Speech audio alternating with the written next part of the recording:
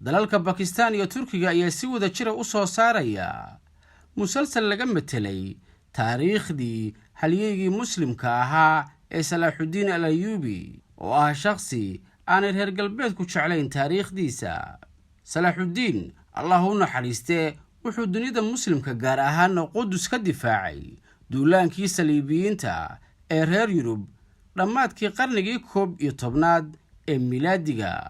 in ka badan 30,000 oo codsi ayaa laga diiwaangeliyay gudaha Bakistan. dadkaas ayaa doonaya inay ka qayb qaataan musalsalkan taariikhiga ah.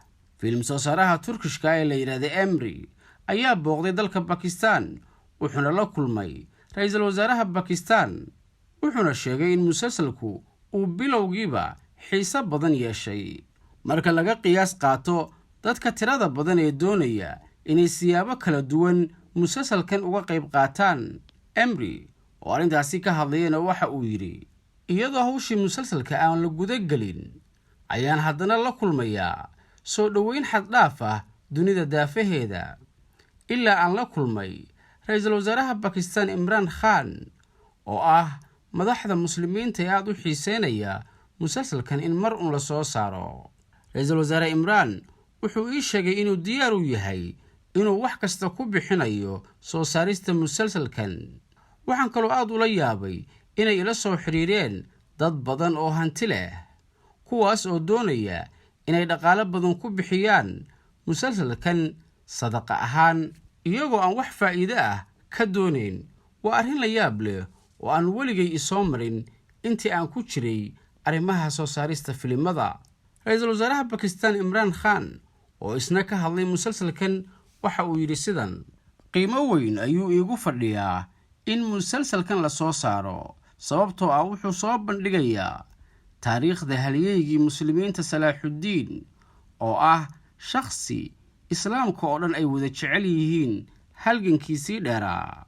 arrinta kale ee aan u xiiseynay musalsalkan waa in taariikhdeena aan inaga la inoo ka sheekayn laakiinse waa inaan inagu soo gudbinaa oo aan jiilalka dambe taariikh uga tagnaa dunida kalena aan gaarsiinaa sooyaalkeena.